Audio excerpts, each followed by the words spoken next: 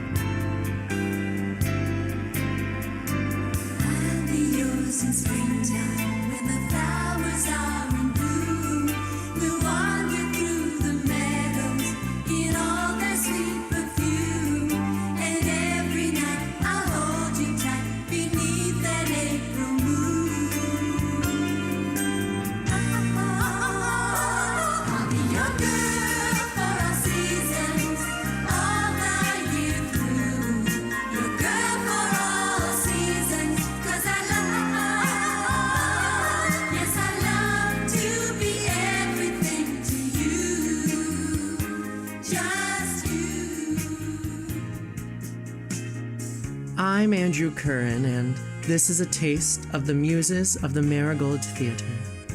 Say her name, Magnolia Masquerade.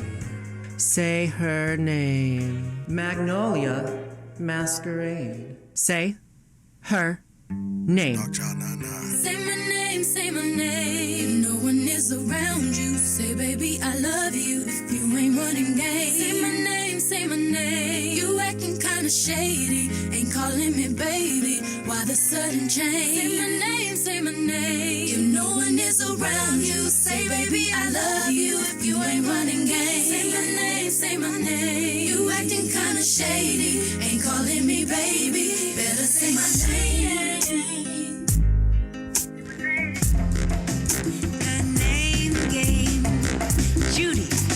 Judy, bo booty, banana, fana, fo foodie, fee, fi, mo moody. Judy.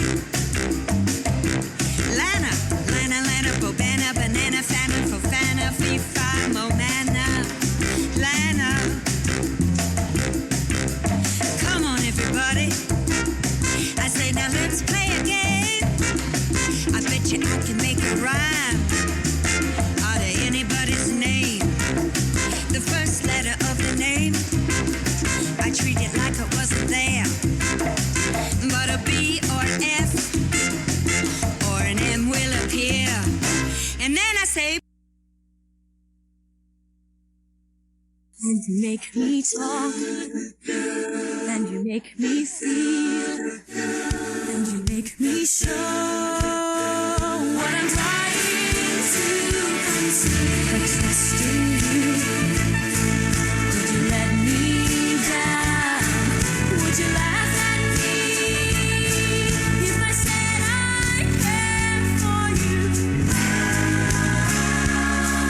Would you feel the same way too? I wanna know. Oh yes, I wanna know the name of the game. I got some impossible things. Doesn't mean anything to you. I think I can see it coming. And it means a lot.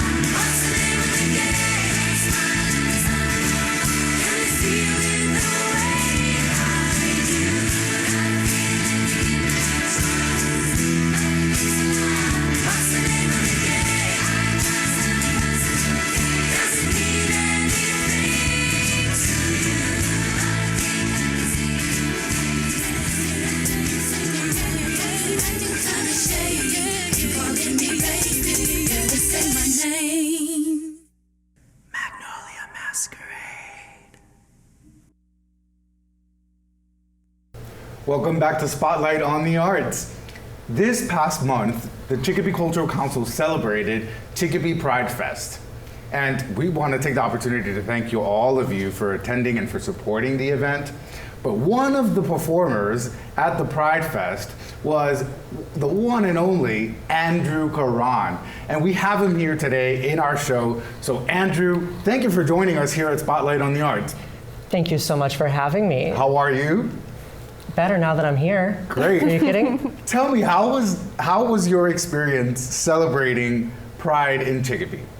It was very lovely because I don't spend a lot of time in Chicopee. I'm from Westfield. And to be invited to perform was really very wonderful, especially it being my first Pride as like performing in drag. It just felt like a lovely way to get into like the community outside of my comfort zone at the Marigold Theater. Yeah. And it felt like a growing experience. So you have been performing at the Marigold Theater. Yes. Tell us a little bit about that. Well, Faye here offered me, the producer of the show, offered me the position to host drag shows. And as somebody who likes to A, perform, B, tell stories, and C, attention, and money, I was like, absolutely, I would love to do that. It seemed like a really like perfect stepping stone to like where I might want to be in life someday. That's amazing. So Faye, you as the theatrical producer, Faye Lynn, tell us about how you came about into that role and what made you approach Andrew here. Well, Andrew and I met in college at UMass through a mutual friend, and I found him on Instagram after we had hung out, and I kind of stalked him from afar for a while, to be completely honest. Having had very limited interactions, my interest could be read as a little sketchy, but I was fully obsessed, and I started working at the Marigold towards the end of last summer, and then I was part of the process helping to kind of get it open and get the bar on its feet. So we opened in February, and I'd say probably about mid-March, I'd had about 7 people ask me if we were ever going to do a drag show, and I had done drag in college, and it's a big, gorgeous venue that is not necessarily what you always associate with a drag show. You kind of think, oh, drag show, dive bar, gay club, that kind of vibe, but this is more of like a theater and kind of a cabaret vibe, and the potential of the space is just endless. So I reached out to Andrew first and foremost because I knew I needed a solid anchor, and thank God he said yes, because I could not do it without him. And how often are there drag performances at the Marigold, and what other events go on there? So we do it once a month right now. That's kind of our goal moving forward. We're open Wednesday through Sunday usually, and we have live music most nights. We've had a couple comedy shows. There's a queer comedy showcase coming up in August on the 20th that I'm very excited about. But we do a little bit of everything. I think that's the beauty of the space, is it's a very fluid and open concept, so you can kind of do a little bit of everything, and that's definitely what the owner wants to do in the space for sure. And Andrew, I bet it must feel amazing to have a place where you can perform and call it your home as a drag queen. How did your character Magnolia come about? How did you decide, I want to dress in drag, I want to make this a living? Tell us about your story. Well, during quarantine, I started watching RuPaul's Drag Race. Up until then, I had not watched it, and I immediately fell in love, of course, as I started season 1 all the way up until whatever I could watch. And then I remember, it's in my Snapchat memories, I got to the end of season 4, and I was, weeks into it, 4 seasons into it, just like Full binge moment, doing nothing else in quarantine. And I posted on my Snapchat story, I was like, you know what, screw it. I'm gonna do drag, and I'm gonna call myself, at the time it was August Masquerade, and she's gonna be a Victorian disco woman, and someday it'll happen.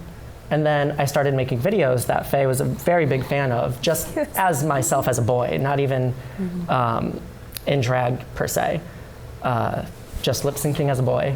And then this past January, now 2 years later, I finally got into like makeup, got into wigs, started getting the whole like shebang going on, And somewhere along the line, my name changed to Magnolia Masquerade. It just really captured the character of like the Victorian New Orleans setting that I'm in love with, and that I love characters set in. And then I also love disco, so I'll incorporate disco into that as well. Nice. And so her story on the stage became about, because I didn't necessarily want to say goodbye to Andrew Curran either. And, you know, I'm very much like being Andrew Curran, whether that's being a boy or looking like a girl as Andrew Curran. So I didn't want to fully neglect him. So I created this idea for the show where the whole show I am hosting as Andrew Curran. I'm just wearing a dress. And I say that nothing's changed about me. I'm just in a wig. But my friend Magnolia Masquerade, on the other hand, you know, she wants to come in. She's Andrew's alter ego. She's my alter ego. She wants to possess my body. She is an immortal misandrist. She has a vengeance and a story to tell on that stage. Talking about storytelling, I know that you are an English major, and so how powerful it is for you to bring that storytelling aspect into your drag. Let me tell you, when I'm going through like all those like career meetings in school and they're like, well, what job do you want to apply for? And I'm like, I don't know how to skirt the dumb answer of saying rich and famous. That's what my, I went through like so many meetings just being like, oh, I could do like social media managing, you know, like these things I can apply for. But eventually it just got down to like, I don't want to apply to anything. I just want to live off of my creativity. And they're like, well, there's not an application for that. And I was like, I know, that's what I'm saying. That's my difficulty here. So being able to have this opportunity to tell a story, get paid for it, utilize that English degree in a kind of non-conventional way. You know, you might writes think a full script for every show That's that amazing. everybody gets a That's copy amazing. of. yeah. No, and I mean, I like the professionalism. I've had the experience of working with you for the Pride Fest, and I have the experience of working with you today. Yeah. And I like that you pay attention to detail in every little thing. So that's good for your professional career. Where do you see Andrew Curran and Magnolia in the next couple of years? What's your plan? Well, I would love to expand the shows at Marigold to all sorts of, you know, venues. We could tell full stories on the stage, but besides the ones that I'm doing already. We could put on plays. We could put on, I would just like to write and get paid for it and have Magnolia Masquerade be a character. You know, like Andrew Curran wrote it, Magnolia Masquerade is starring in it. You know, that kind of thing. And how about you, Faye? Where do you see the future of the Marigold? What type of productions do you see yourself bringing? Where do you see yourself going as a personal character? Sky's the limit. Broadway, where we're going? Very much that. right. Yeah.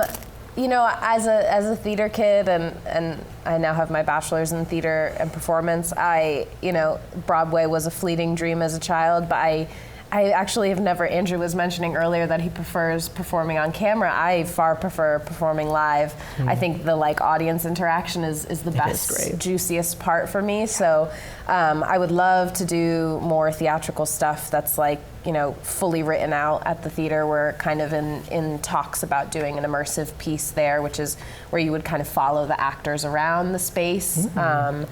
I would love to do more cabaret style that's poetry readings and storytelling and that kind of a thing, really utilize the space. As far as the drag show goes, I think my biggest dream for it is that people hear about it and come from spaces where there is no drag to find that space and to be there with the community.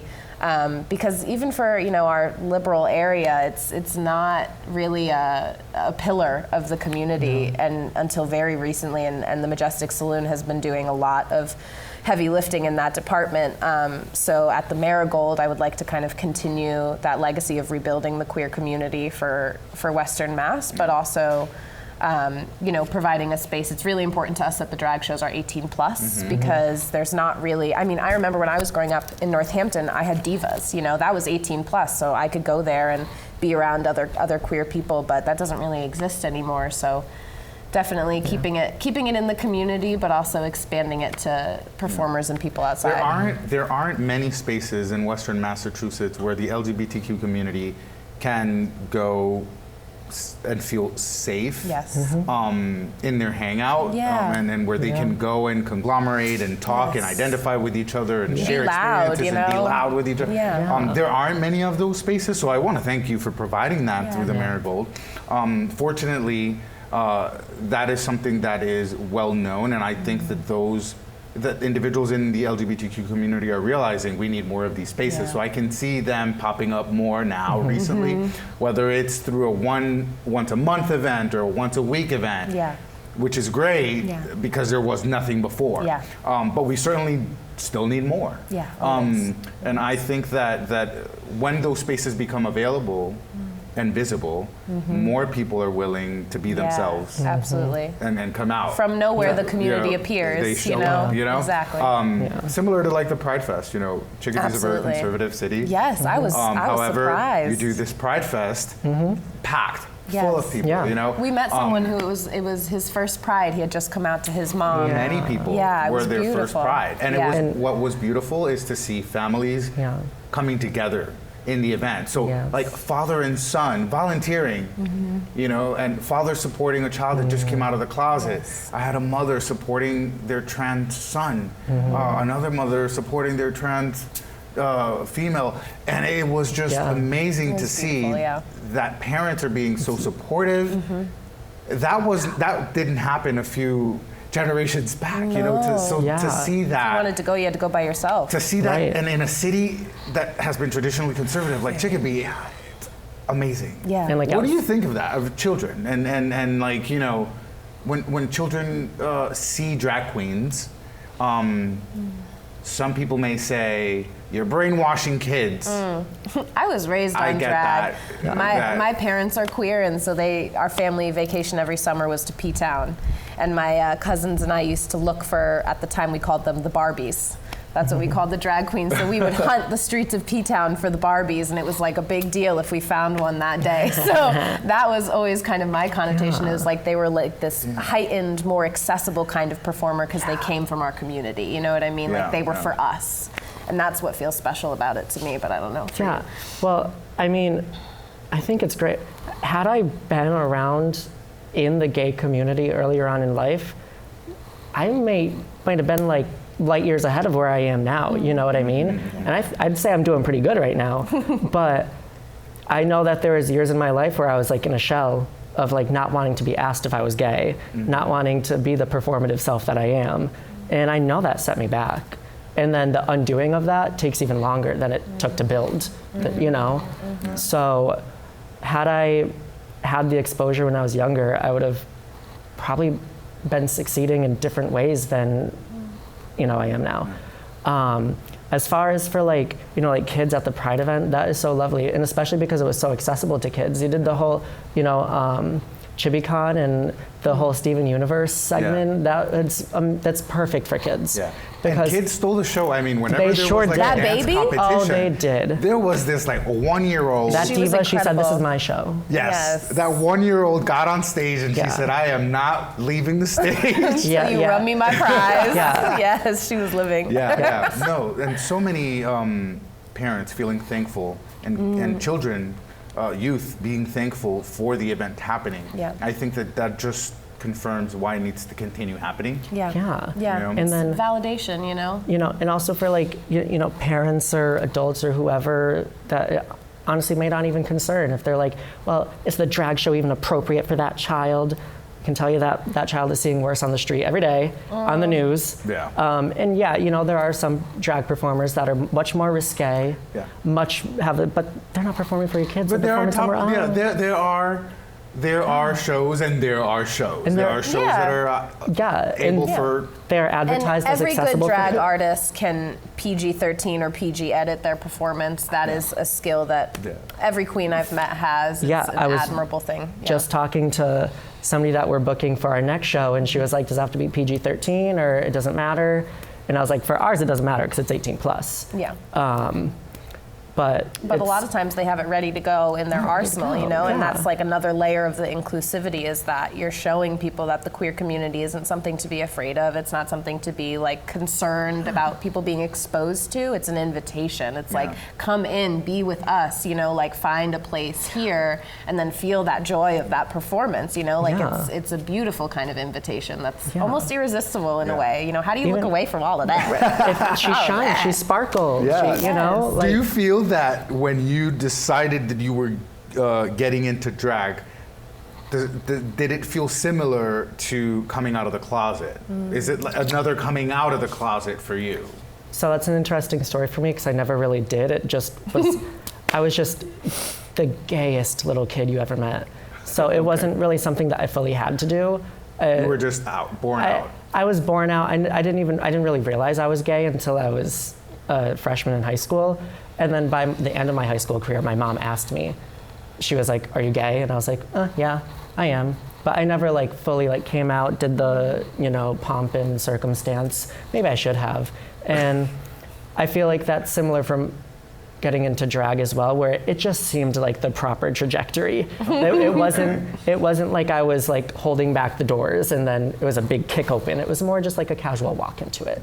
You know, I found myself there and nobody was surprised, you know? Will we see Andrew Karan in a few years at RuPaul's Drag Race? Hopefully. Listen, I'm chasing that bag. I want that fame.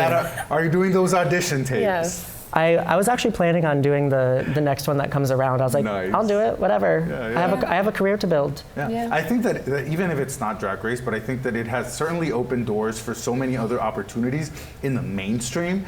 So yes, that seems to be like the grand reality show for drag queens. However, it's not the only one currently, right? Yeah. You know, there's a lot more on mainstream. 'Cause there's the Boulet glad brothers. that Yeah. is mainstream now. Yes. You know. Yes, How do you absolutely. feel about that? I think RuPaul's Drag Race it's very nuanced. I think there's its ups and its downs. There's the representation side, the queer TV side, that's lovely. Then there's like the production side and the capitalism, like corporate side, Yeah, that's, you know. But overall, it's very lovely to see just like the production budget for Drag Race go from like something like, you know, like this stage now. $2,000 grand prize $2,000 to $200,000 grand prize. Yeah, You know. small stage to huge stage. Yeah. You know, the acceptance of that. I work at a restaurant called Westwood in Westfield, and a lot of the customers there and coworkers, they all know like I do drag now, and they love it, and they all tell me about the queens they see from Drag Race, and you know, like nobody that you would really expect to like be entertained by drag, but they sure are, and they love it. Yeah. So I think Yeah. I think it's a wonderful thing. You put stuff like that on TV and it starts a conversation. You know, you don't really have control over where that conversation goes, but it puts the topic on people's minds, right? Amen. It's like it's about Yep. visibility, but also like celebration. You know, it's a form of artistry, and there's shows for everything, for costume design, for makeup design, for acting, for singing, for talents of any kind, and I think drag should be sitting right where it is right now. I mean, Let me it's tell you. been underground for way too long. Yeah, the things I'm doing for these shows, I'm doing everything. Yeah. I mean, it turns you a into lot a of work. one-man It's a- production. It really Yeah. does. Yeah. So, Andrew, where can people find you? Where can people go and watch some of your clips or your videos? You mentioned Instagram. Tell us all your social media handles so that we can put it on our lower third and have people reach you. I would love to. My Instagram is just Andrew Curran, _Andrew Curran. If you look that name up, you will find it on Instagram. Same thing for Facebook. My Twitter I don't really use, but it's Dandy Andy if you want to look there as well. I put things on YouTube, again, just under Andrew Curran. If you search Andrew Curran on social media, you will find me and you will know And us. for bookings, do anyone reach out to you in particular? Please do reach out to me Great. on Instagram. Anywhere you can message me, I will see it. And what days are you performing at the Marigold? Well, this month, it's Tuesday, June 28th at 9 p.m. Very well. Yes. And Faye, where can people reach you? Where can people learn more about the Marigold? Tell us more. So to learn more about the Marigold, we have a beautiful website, marigoldtheater.com. We are also at Marigold Theater on Instagram. If you want to reach out to me about getting booked for one of the drag shows, my Instagram handle is Sweet play on, Shakespeare reference, theater nerd through and through. And I'm not on Facebook, I'm not on Twitter. My email is fbabursky@gmail.com. That's where Very you'll well. find me. So there you have it.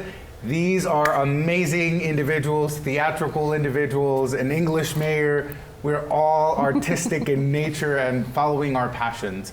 So Andrew Karan has been an amazing performer, supported the Chicopee Cultural Council through the Chicopee Pride Fest, and Faye, an amazing producer here at the Marigold, trying to put theater in the Western Mass region's priority list. So thank you so much for being here. Thank you, Andrew. Thank you, Faye. And thank you for watching one more episode of Spotlight on the Arts. I am Johnny Miranda, and I'll see you next time.